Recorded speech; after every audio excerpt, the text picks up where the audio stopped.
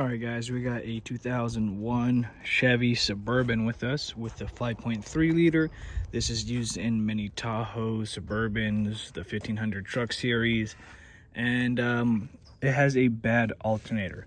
A friend of ours was driving it, battery light came on, and unfortunately it left them stranded. Fortunately, they were able to get safely to the side of the road, but the alternator is indeed bad. So we're gonna go ahead and show you the steps in replacing the alternator. Signs of a bad alternator include your battery light going out and electronics acting funky in the car, such as your gauges, your lights flickering, the gauges stop working, radio stops working, and all things above. If you notice any of those symptoms, I would pull over to the side of the road as soon as you can so you don't get stranded. It will shut off your car. Alright, the first thing you must do when changing an alternator is unhook the battery. It's an 8mm on these side posts. We'll go ahead and unhook the ground. You can remove the positive if you like, but all that is necessary is to remove the ground. So in order to do this job, you're going to need to remove the battery harness, the plug, and the belt, and two 15mm bolts that hold it in. Now, I like to, in order to access the tensioner for the belt, I'm gonna tuck this out of the way, the air intake, and I'm also gonna remove the engine cover, just to give me more room to the plug. Okay, the cover is held on by an 8mm, and these hose clamps are 8mm as well. Now, pop the cover out of place.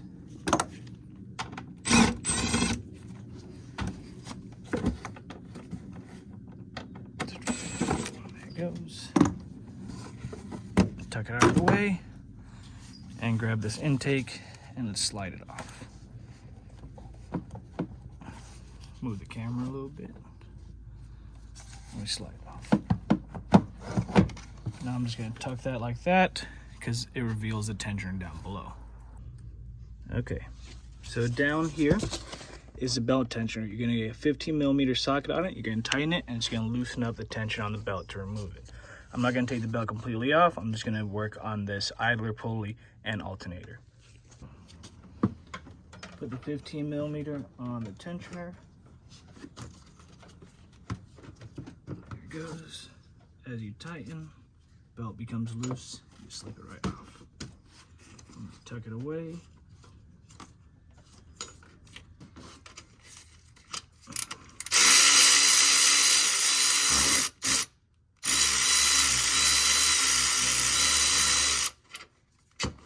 One alternator bolt.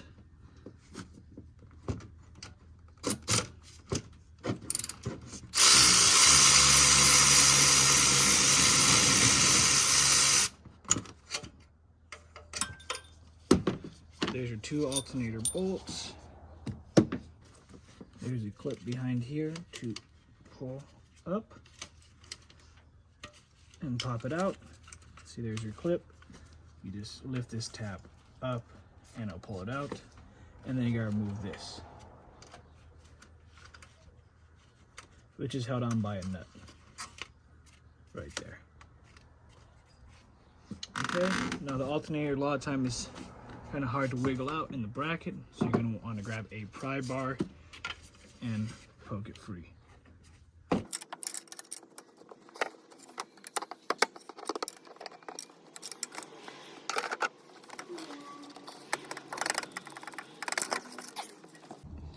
Alright, here's the new alternator. We went ahead and picked it up locally from Napa. It cost $150.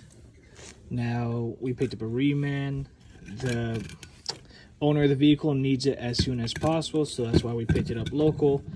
You could probably find it slightly cheaper online, but for $150, not too bad. Now, to reinstall the alternator, it is just the same process in reverse. Two 15mm. You put the battery hot and the connector back in, and then we go ahead and reinstall the belt. I'm going to time lapse it. If you have any questions, go ahead and leave it down below.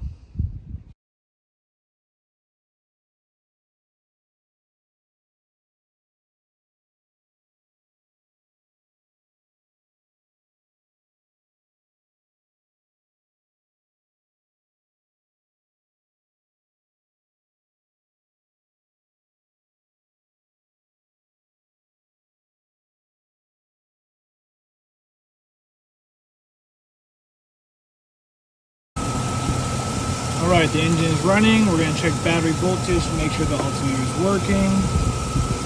Touching the terminals. We get 14 volts. So we know the alternator is working.